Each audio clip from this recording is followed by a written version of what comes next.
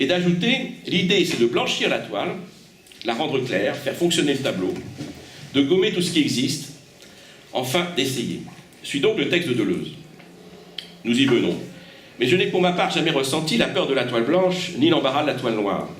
Je ne l'ai jamais vue noire. La toile blanche, je le dirais en langage deleuzien, s'inscrit dans un agencement. On réagit à un format choisi ou conçu suivant ce qu'on le veut faire. La toile blanche, c'est déjà comme une couleur qu'on a posée sur la toile. Elle est déjà rentrée dans le jeu des rapports plastiques. On voit bien que Fromager fabrique peu ces rapports. Il peint donc sur un fond blanc non préparé. Est-ce qu'il réagit à des rapports plastiques qui viennent du contact avec la teinte de la toile ou sa qualité de grain? Ou encore, c'est mon expérience, est-ce qu'il rentre à corps perdu dans le travail pictural en fonction d'une forme à construire et d'un propos qui vous obsède et que vous voulez retrouver dans le combat de la mise en place et de la reprise de la toile? Ce qui fait peur, c'est la reprise de l'œuvre, l'obligation de la retoucher pour la conduire à un autre stade plus avancé, au risque de détruire ce que vous avez déjà obtenu. Ce qui angoisse, c'est d'aller plus loin dans la même toile et de résoudre des problèmes de peinture pour lesquels il n'y a pas de solution prévisible. Et enfin, Fromager aurait dû réagir à l'incompétence, ou du moins l'abus des philosophes en matière de peinture qui aiment causer avec les peintres pour s'emparer littérairement d'une petite notion technique et en faire un texte à côté des problèmes de la peinture. Diderot, en son temps, recommandait déjà de s'instruire auprès des peintres en se faisant expliquer les notions techniques, comme il le faisait lui-même avec Chardin. On a vu ce qu'il avait en tête à propos de peinture. Nous avons fait un modèle prototypique de ce qui nous apparaît comme un simple discours de détournement littéraire et plasticide du langage d'atelier des peintres. Ces écrivains sont le plus souvent, il faut bien le dire, des machines à transformer les plastophanies en plasticides. Ce qui angoisse, c'est l'incompréhension du malvoyant, totalitaire, qui s'ignore, un peu comme quelqu'un qui vous parle de plasticité chez Hegel lorsque vous lui parlez de plastique pur. La plastique chez Hegel, s'exclama sur un ton désolé un peintre à qui j'avais rapporté le mot. La plastique chez Hegel, devrons-nous dire avec la plus grande désolation. Je vous renvoie d'ailleurs, pour le détournement philosophique de la notion de plasticité par Catherine Malabou, sur un texte que j'ai mis en ligne, donc qui s'appelle « S'engager la plastique pure, le portrait solution ». Sauf à penser cette plastique hegelienne à la manière de Kojève, avec Kandinsky. Mais avant d'aborder le texte de Deleuze sur Fromager, nous nous emploierons à situer le texte de Deleuze sur Bacon. Puis on parlera de l'objectif, pour finir, avec la pensée des intensités. Remarque et pensée picturale, et un peu bête, peut-être, comme dirait Deleuze sur Gilles Deleuze. On réorientera quelque peu la théorie donc forcialiste de Deleuze, comme on l'avait fait pour le forcialiste de Derrida, car on préférera à son écrit sur Bacon la théorie des parasignifiants, pré-signifiants exposés dans Mille Plateaux. Son travail de commentaire sur l'œuvre de Francis Bacon, intitulé donc Logique de la sensation, comporte un avant-propos où l'on apprend que chacune des rubriques considère un aspect des tableaux de Bacon dans un ordre qui va du plus simple au plus complexe. Il s'agit d'une logique générale de la sensation picturale, ou plus ambitieusement à travers la peinture. Tous les aspects et différents tableaux évoqués en exemple coexistent en réalité. Ils convergent dans la couleur, dans la sensation colorante, qui est le sommet de cette logique. Première rubrique, la figure dans le lieu. Le peintre doit arracher le figure au figuratif. La figure elle-même est isolée dans le tableau, par le rond ou par le parallélépipède. Pourquoi? Bacon le dit souvent, pour conjurer le caractère figuratif, illustratif, narratif que la figure aurait nécessairement si elle n'était pas isolée. Le peintre n'a ni modèle à représenter, ni histoire à raconter. Dès lors, elle a comme deux voies possibles pour échapper au figuratif. Il y a la forme pure par abstraction, ou bien vers le pur figural par extraction ou isolation.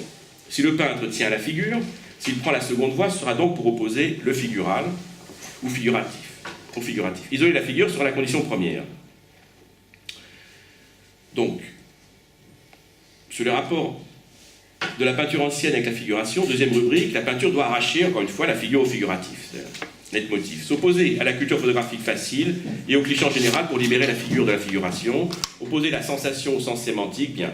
Donc il en soit, la conception esthétique de Deleuze reste à l'intérieur des micro-analyses sensitives qui séparent sensation et signification, qui sont essentielles chez lui, figure d'un côté et représentativité, narrativité. Donc problème encore littéraire selon nous, entre la fraîcheur, l'unicité, la singularité des sensations, le propre insécable, la micro-particularité valorisée d'un côté, et de l'autre la redite, la redondance, la mauvaise répétition, la reproduction, la représentation appauvrissante, réifiante et annihilante, toujours péjorée. Sauf à opérer la réduction plastématique, cette sensation deleuzienne se prête à une lecture picturale qui recherche une singularité sensitive dans la sphère sémantique qui l'enferme, en produisant et de la figuration et du figural. Et existe-t-il d'ailleurs autre chose? Disons-le franchement.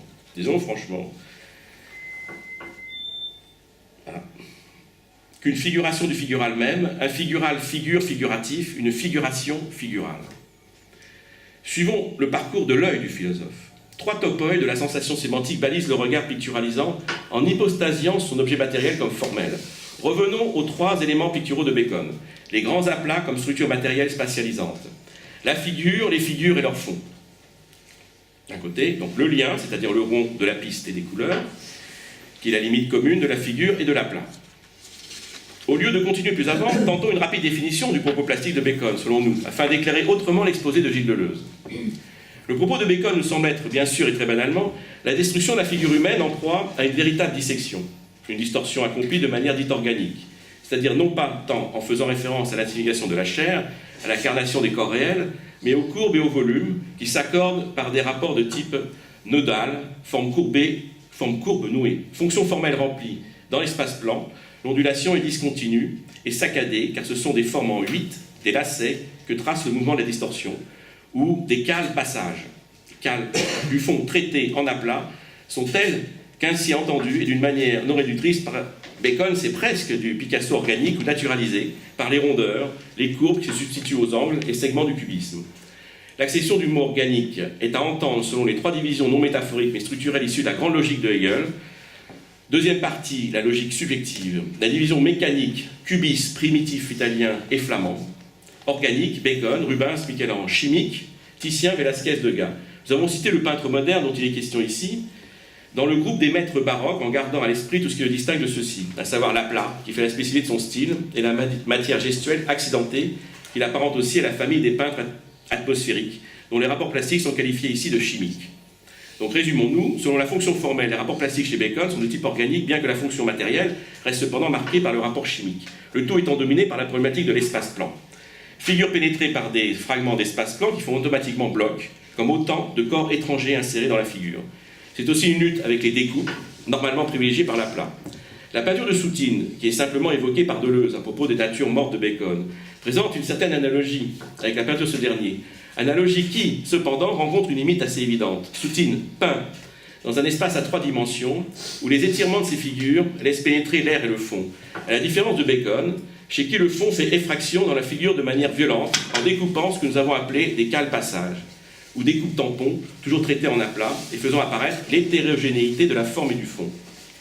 La matière brossée par les traces, geste visible chez les 2 peintres, a un effet de construction plus spatialisant.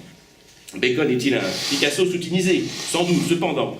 Le peintre anglais joue aussi avec les concepts de l'argumentation. Flèche, effet narratif de l'espace domestique, où l'on reconnaît certains objets.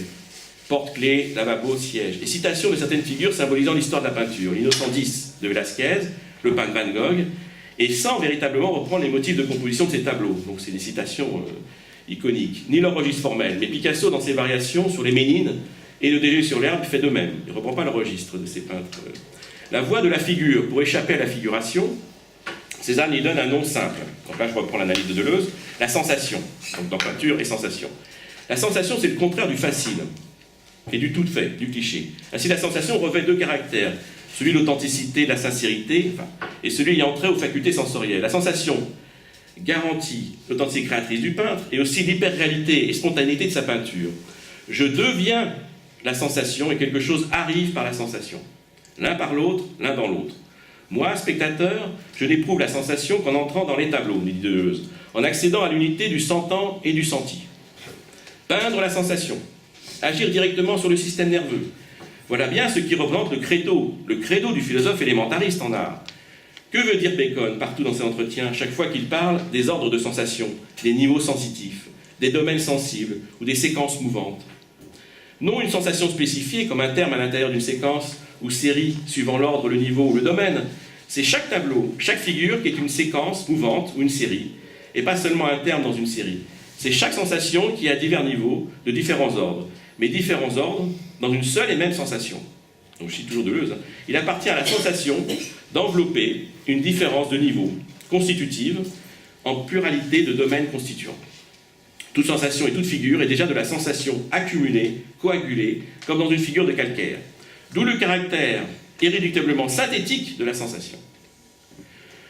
Pour nous, la sensation ainsi présentée, non picturale à dire vrai, parce que déjà syncrétique, ce n'est pas la sensation de Cézanne, voire synesthésique, on va voir qu'elle est totalement synesthésique, est le fruit, c'est-à-dire en correspondance, comme les correspondances de Baudelaire, est le fruit d'un système de connaissances élastique, renversé, dodécaphonique, aléatoire, éruptif, mais aussi culturel. L'élément sensation équivaut à la fois à l'élément unité, ce mouvement, à plusieurs niveaux, et à l'élément médium. C'est également l'élément de la pensée littéraire, élément coagulant, coagulé, élément syncrétique.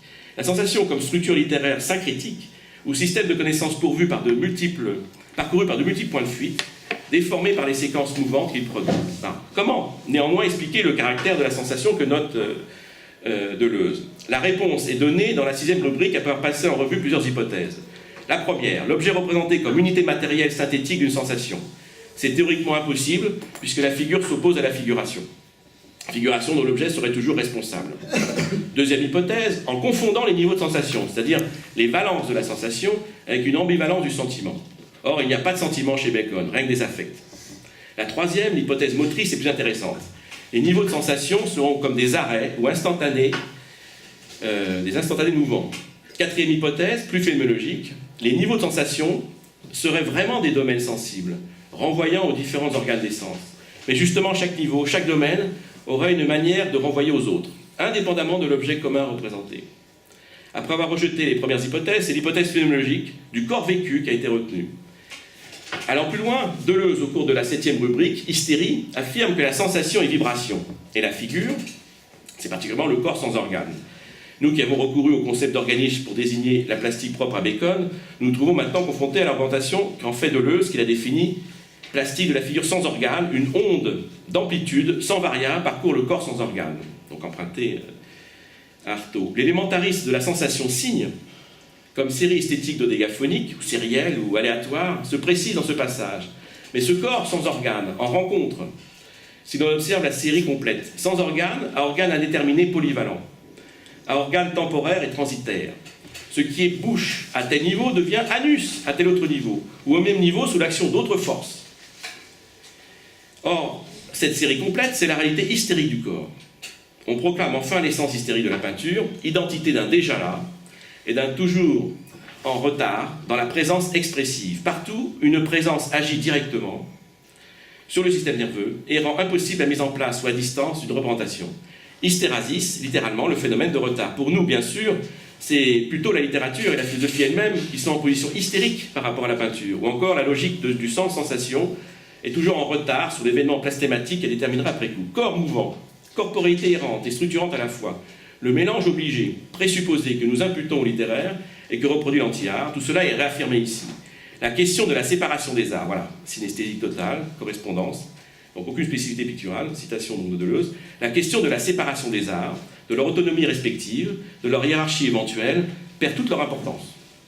Car il y a un problème commun, une communauté des arts, l'art avec un grand A. Donc, en art et en peinture comme en musique, il ne s'agit pas de reproduire ou d'inventer des formes, mais de capter des forces. Figurale, sensation, force. Peindre des forces. Il appartient donc à la sensation de passer par différents niveaux, sous l'action de force. Donc le forcianisme est omniprésent. On n'est toujours pas dans les rapports de ton, rapports de forme, de plan, de ligne, de couleur et de lumière. Il ne sera jamais. La force n'est pour nous que la sensation active, dont la réalité esthétique provient d'une hypostasie, du mode d'appréciation littéraire. L'hystérie de la peinture avant de peindre, selon l'expression de Deleuze, produit par le phénomène de la sensation libérée et libératrice, montre aussi le problème du littéraire avec son corps. Qu'est-ce qu'un corps littéraire, dont Deleuze fait la théorie en définitive? Une hypostasie corporelle de la littérature projetée sur la peinture. Le peintre ne lutte pas contre les clichés par l'emploi de ce que j'appellerais un litem, l'objet littéraire comme sens irréductible au cliché, action esthétique autonome de l'élément multiple mais producteur de sens, la figure sémantique ou de Gestalt, un litem image, à moins que ce ne soit un pléonasme de dire cela. L'image sans cliché est toujours un litem visuel. L'œil et la main maintenant, rubrique 17. Les rapports de la main et de l'œil entraînent chez Deleuze la distinction de plusieurs aspects dans les valeurs de la main. On va aborder l'haptique. Il m'a toujours paru très étrange, l'haptique, et qui est quand même aussi un des éléments fondamentaux de l'esthétique picturale de Deleuze. Le digital, le tactile, le manuel propre et l'haptique. Ces différents aspects de la main visent à faire ressortir ce qui ne se subordonne pas plus totalement au code optique. Le digital exprime la plus grande subordination de la main à la vue. Elle est soumise à un espace optique idéal. Le digital exprime la plus grande subordination. Le digital exprime La plus grande subordination de la main à la vue, elle est soumise à un espace optique idéal. On appellera tactile de tels référents virtuels, allant jusqu'à une insubordination de la main, référent manuel qui défait l'optique. On appellera manuel le rapport ainsi renversé. Et on appellera l'haptique quand la vue elle-même découvrira en soi une fonction de touche qui lui est propre et n'appartient qu'à elle, distincte de sa fonction optique. Loin de renverser la sémiologie, la pensée de Deleuze semble participer d'une sémiologie énergétique, sans doute parcourue de flux, de force, en traduisant une déterritorialisation dynamique et désorganisatrice par une structuration différentielle généralisée, décentrée et corporéique du corps signe sans organes. Le dispositif de la pensée des signes forces visuelles, auquel notre philosophe est sensible, il appelle du nom donné par Bacon à son travail, diagramme, toujours pour lutter contre l'effet de figuration. Le diagramme, c'est donc l'ensemble opératoire des lignes et des zones, les traits et tâches assignifiants et non représentatifs. On a bien lu le mot assignifiant, mais il ne faut pas s'y fier. Le dispositif que l'on dit assignifiant est en réalité de la sémantique sensible.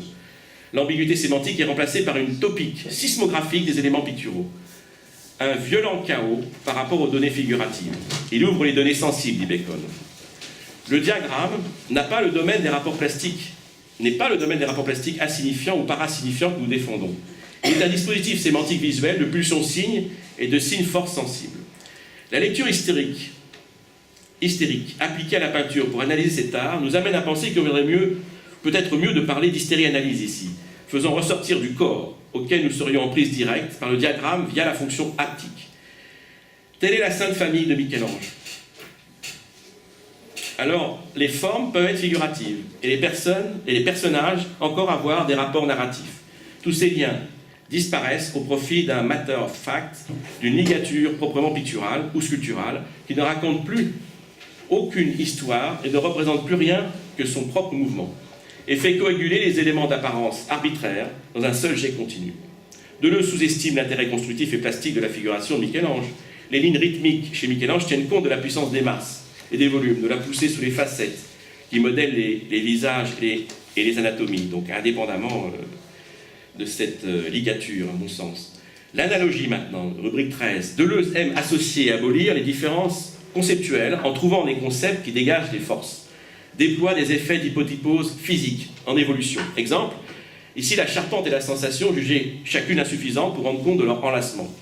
Il est servi avec le concept de diagramme qu'il croit retrouver dans le concept de motif utilisé par Cézanne. Par ce concept cézannien, il s'interroge sur les rapports entre la sensation et la géométrie. L'opposition qui rapporte la sensation à la durée et à la clarté rend la géométrie concrète et sensible. D'où cette question, qu'est-ce qui rend possible ce rapport dans le motif ou dans le diagramme? Possibilité de fait. Et comment ce rapport est-il constitué en sortant du diagramme, le fait lui-même? La réponse ne tarde pas à se faire entendre. Le diagramme ou motif est analogique, tandis que le code est digital. Digital, non pas en référence directe à la main, mais en référence aux unités de base d'un code. C'est l'analogie par la sensation et non par le détour du code symbolique qui semble être la réponse. C'est à ce dernier type éminent, faire ressemblant par des moyens non ressemblants, lorsqu'il n'y a ni ressemblance primaire ni code préalable, qu'il faut réserver le nom d'analogie esthétique, à la fois non figurative, non codifiée. Encore une fois, les efforts formidables produits par Deleuze pour sortir de la problématique de la sémiosis imitative nous paraissent se solder par un résultat quasiment nul au regard de la problématique des plastèmes ou des rapports plastiques qui intéressent les peintres comme Cézanne, Matisse et bien d'autres, d'où nous prétendons nous aussi voir la peinture. Donc le signe fort chez Deleuze, affiguratif, opposé au code, en faisant travailler la fonction haptique du corps dans l'ensemble de signes tension, qu'il appelle le diagramme, participe encore du signe sémantique, ou du signe de la sensation métafigurative, sans accord ni visualité.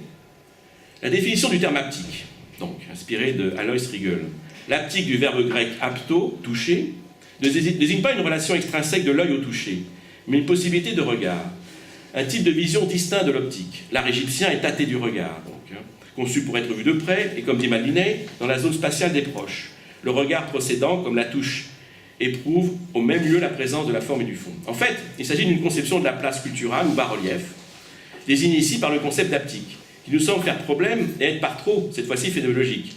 Un espace haptique, qui sera, selon notre philosophe, remplacé par l'espace tactile-optique, du monde classique gréco-romain, et celui de la Renaissance. Le concept d'espace haptique sert à injecter du corps-signe, selon nous, visuel, indispensable à l'œil de Nausien. Alors que le problème, c'est bien celui de l'aplat, comment penser l'aplat, qui aura une telle importance au XXe siècle.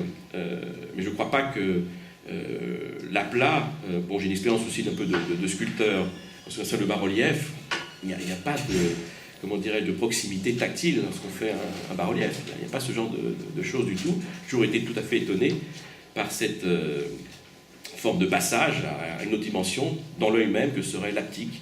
Il y a aussi les valeurs tactiles auxquelles il se réfère de Berenson pour parler de peinture. Mais ces valeurs tactiles qui sont censées nous faire sentir un peu les matériaux concrets dans la représentation picturale, notamment chez Chardin, les différents types de, comment dirais-je, de textures. Mais la texture picturale ne renvoie pas spécialement à la texture des éléments représentés. Là encore, il y a toujours une confusion étonnante. Depuis qu'on sait qu'une certaine modernité a toujours été présente dans l'histoire de la peinture, vous pouvez s'attendre à ce qu'il n'y ait pas justement un effet de représentation ou de mimésis, de supposées valeurs tactiles que nous induit un toucher, c'est-à-dire en fin de compte une communication entre les sens. Comme si le sens tactile guidait l'œil pour une proximité avec le bas-relief, et la frontalité d'ailleurs sur laquelle s'appuie Deleuze pour penser l'haptique. Et Aloys rigole, mais là encore, je crois qu'il y a surtout l'aplat et la peinture en profondeur, là, avec le code de la perspective, mais aussi la peinture atmosphérique. Et donc on a plutôt une alternance dans l'histoire de l'art entre un axe de l'aplat et un axe d'une peinture en 3 dimensions, les deux étant aussi fictives, à mon sens. Enfin, voilà.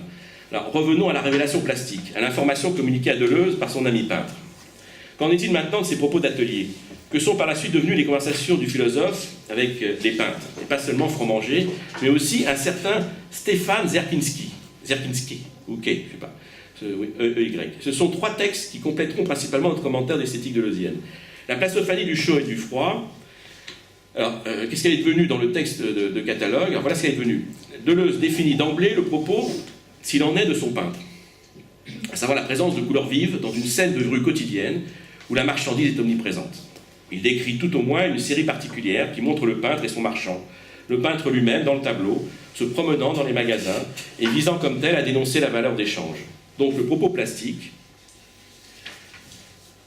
qui a rendu notre peintre célèbre est en soi des plus simples. Les silhouettes de ces scènes de rue sont découpées en aplats colorés qui tranchent sur le reste de la composition, dont le caractère photographique et dénonciateur et documentaire, plutôt, le caractère photographique et documentaire demeure. L'aplat coloré se veut dénonciateur du problème politique de la marchandise dans l'art, alors que l'aplat lui-même n'est pas modulé et ne rencontre pas avec la complicité requise la figuration classique ou le rendu réaliste qu'il entend réserver aux autres personnages des tableaux. Mais de tout cela, Deleuze ne parle guère. Ce qui intéresse notre philosophe, c'est de montrer que le peintre ne veut rien dire, ni approbation ni colère, à l'égard du monde marchand. Mais sans doute aussi suppose-t-on en tant que vouloir plastique. Les couleurs ne veulent rien dire, dit-il. Le vert n'est pas espérance, ni le jaune, tristesse, ni le rouge, gaieté. Il est donc toujours bon de prendre ses distances à l'égard de quelque symbolisme coloré que ce soit. C'est le minimum esthétique qu'on est en droit d'attendre pour penser la peinture. Mais qui se trouve si souvent en défaut avec les synesthésies et les correspondances que l'on trouve aussi bien chez Klee et Kandinsky que chez Hubert de Verville et Charles Blanc ou Seurat. Deleuze enchaîne, rien que du chaud ou du froid, du chaud et du froid, du matériel dans l'art. Fromager peint, c'est-à-dire fait fonctionner un tableau. Tableau machine d'un artiste mécanicien, l'artiste mécanicien d'une civilisation. Comment fait-il fonctionner le tableau? Deleuze commente ici une série de propositions monochromes. Deleuze s'intéresse aux photos, reproduites en peinture, monochrome, qui déjoueraient l'ordre et le rapport du modèle et de la copie, peignant sur un simulacre de l'objet, renversant la copie de copie jusqu'à produire le modèle. Comme un lieu commun obligé de la philosophie de l'art, qui depuis les séries de Andy Warhol impose ce renversement de la copie du modèle, que le schème platonicien soit renversé n'intéressait pas Monet, le grand peintre des séries picturales. Son inventeur, qui justifie l'idée de série par une recherche plastique spécifique, l'étude des effets de lumière sur le motif et la création d'une gamme colorée toujours plus subtile, plus juste et plus profonde, sans rien perdre de la construction du motif, dont la solidité ne le cède en rien à Cézanne. Rien de tout cela chez les pop artistes. Ce sont des conceptuels, des anartistes, selon l'expression d'Hélène Parmelin empruntée à Duchamp. Pourquoi pas? Et que les philosophes accompagnent bien souvent.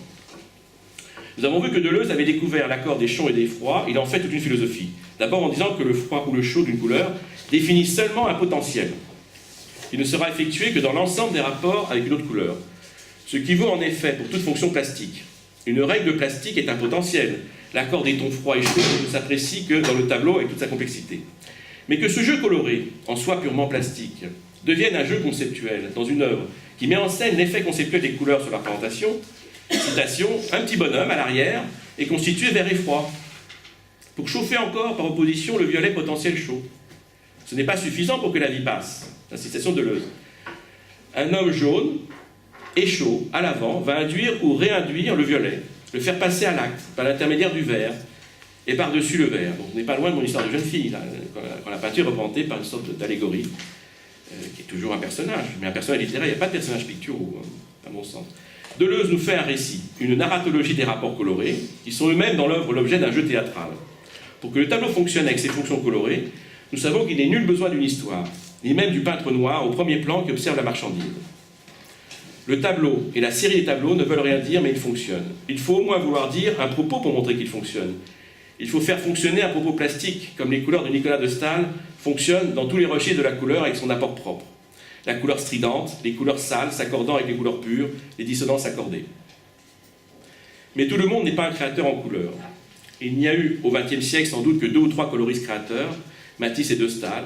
Ils ont apporté quelque chose à l'histoire de la couleur. Mais Fromanger, dont le propos pictural semble bien résider dans une tentative d'apport coloré, mais ne trouve pas chez Deleuze un avocat bien convaincant. Comment la couleur ne fonctionne pas, comme la couleur ne fonctionne pas sur un plan plus ordinaire, comme hors de relation plastique. Les couleurs sont saturées, mais quand bien même on les considérerait comme accordées et somptueuses, elles n'ont rien d'original. Donc ce que nous dit Deleuze concerne une histoire littéraire de la couleur, fonctionnement poétiquement par une machine lithématique, une gamme ascendante de la couleur dominante trace un système de connexion marqué de points blancs, citation, le réseau des couleurs secondaires qui forment au contraire les disjonctions du froid et du chaud, tout un jeu réversible de transformation, de réaction, d'inversion, d'induction, chauffage et refroidissement, la grande conjonction du peintre noir qui inclut en soi le disjoint et distribue les connexions, et au besoin le résidu de photos qui réinjecte dans le tableau ce qui allait lui échapper. Une étrange vie circule, force vitale. Donc on a vu que la toile noire, déjà discutable en soi, est devenue donc un petit personnage, une figure de peintre noir. Le mot. La plastique chez Hegel, devrons-nous dire avec la plus grande désolation. Alors, je vous renvoie d'ailleurs, pour le détournement philosophique, la notion de plasticité par Catherine Malabou, sur un texte que j'ai mis en ligne, donc qui s'appelle « S'engager la plastique pure, le portrait solution ». Sauf à penser cette plastique hegelienne à la manière de Kojève, avec Kandinsky. Mais avant d'aborder le texte de Deleuze sur Fromanger, nous nous emploierons à situer le texte de Deleuze sur Bacon. Puis on parlera de l'objectif pour finir avec la pensée des intensités. Remarque et pensée picturale, et un peu bête, peut-être, comme dirait Deleuze sur Gilles Deleuze. On réorientera quelque peu la théorie donc forcialiste de Deleuze, comme on l'avait fait pour le forcialisme de Derrida, car on préférera à son écrit sur Bacon la théorie des parasignifiants, pré-signifiants exposés dans Mille Plateaux. Son travail de commentaire sur l'œuvre de Francis Bacon, intitulé donc Logique de la sensation, comporte un avant-propos où l'on apprend que chacune des rubriques considère un aspect des tableaux de Bacon dans un ordre qui va du plus simple au plus complexe. Il s'agit d'une logique générale de la sensation picturale, ou plus ambitieuse pour la conduire à un autre stade plus avancé, au risque de détruire ce que vous avez déjà obtenu. Ce qui angoisse, c'est d'aller plus loin dans la même toile et de résoudre des problèmes de peinture pour lesquels il n'y a pas de solution prévisible. Et enfin, Fromanger aurait dû réagir à l'incompétence, ou du moins l'abus des philosophes en matière de peinture qui aiment causer avec les peintres pour s'emparer littérairement d'une petite notion technique et en faire un texte à côté des problèmes de la peinture. Diderot, en son temps, recommandait déjà de s'instruire auprès des peintres en se faisant expliquer les notions techniques, comme il le faisait lui-même avec Chardin. On a vu ce qu'il avait en tête à propos de peinture. Nous avons fait un modèle prototypique de ce qui nous apparaît comme un simple discours de détournement littéraire et plasticide du langage d'atelier des peintres. Ces écrivains sont le plus souvent, il faut bien le dire, des machines à transformer les plastophanies en plasticides. Ce qui angoisse, c'est l'incompréhension du malvoyant, totalitaire, qui s'ignore, un peu comme quelqu'un qui vous parle de plasticité chez Hegel, lorsque vous lui parlez de plastique pure. La plastique chez Hegel, s'exclama sur un ton désolé un peintre à qui j'avais rapporté vicieusement à travers la peinture. Tous les aspects, les différents tableaux évoqués en exemple coexistent en réalité. Ils convergent dans la couleur, dans la sensation colorante, qui est le sommet de cette logique. Première rubrique, la figure dans le lieu. Le peintre doit arracher le figure au figuratif. La figure elle-même est isolée dans le tableau, par le rond ou par le parallélépipède. Pourquoi ? Bacon le dit souvent, pour conjurer le caractère figuratif, illustratif, narratif que la figure aurait nécessairement si elle n'était pas isolée. Le peintre n'a ni modèle à représenter, ni histoire à raconter. Dès lors, elle a comme deux voies possibles pour échapper au figuratif. Il y a la forme pure par abstraction, ou bien vers le pur figural par extraction ou isolation. Si le peintre tient à la figure, s'il prend la seconde voie, ce sera donc pour opposer le figural ou figuratif. au figuratif. Isoler la figure sera la condition première. Donc, sur le rapport de la peinture ancienne avec la figuration, deuxième rubrique, la peinture doit arracher, encore une fois, la figure au figuratif. Et d'ajouter, l'idée c'est de blanchir la toile, la rendre claire, faire fonctionner le tableau, de gommer tout ce qui existe, enfin d'essayer. Suit donc le texte de Deleuze. Nous y venons. Mais je n'ai pour ma part jamais ressenti la peur de la toile blanche, ni l'embarras de la toile noire. Je ne l'ai jamais vue noire. La toile blanche, je le dirais en langage deleuzien, s'inscrit dans un agencement. On réagit à un format choisi ou conçu suivant ce qu'on le veut faire. La toile blanche, c'est déjà comme une couleur qu'on a posée sur la toile. Elle est déjà rentrée dans le jeu des rapports plastiques. On voit bien que Fromanger fabrique peu ces rapports. Il peint donc sur un fond blanc non préparé. Est-ce qu'il réagit à des rapports plastiques qui viennent du contact avec la teinte de la toile ou sa qualité de grain? Ou encore, c'est mon expérience, est-ce qu'il rentre un corps perdu dans le travail pictural en fonction d'une forme à construire et d'un propos qui vous obsède et que vous voulez retrouver dans le combat de la mise en place et de la reprise de la toile? Ce qui fait peur, c'est la reprise de l'œuvre, l'obligation de la retoucher figuratif, leitmotiv. S'opposer à la culture photographique facile et au cliché en général pour libérer la figure de la figuration, opposer la sensation au sens sémantique, bien. Donc il en soit, la conception esthétique de Deleuze reste à l'intérieur des micro-analyses sensitives qui séparent sensation et signification, qui sont essentielles chez lui, figure d'un côté et représentativité, narrativité. Donc problème encore littéraire selon nous, entre la fraîcheur, l'unicité, la singularité des sensations, le propre insécable, la micro-particularité valorisée d'un côté, et de l'autre la redite, la redondance, la mauvaise répétition, la reproduction, la représentation appauvrissante, réifiante et annihilante, toujours péjorée. Sauf à opérer la réduction plastématique, cette sensation deleuzienne se prête à une lecture picturale qui recherche une singularité sensitive dans la sphère sémantique qui l'enferme, en produisant et de la figuration et du figural. Et existe-t-il d'ailleurs autre chose, disons-le franchement,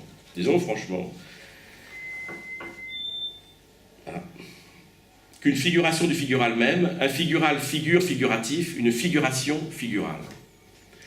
Suivons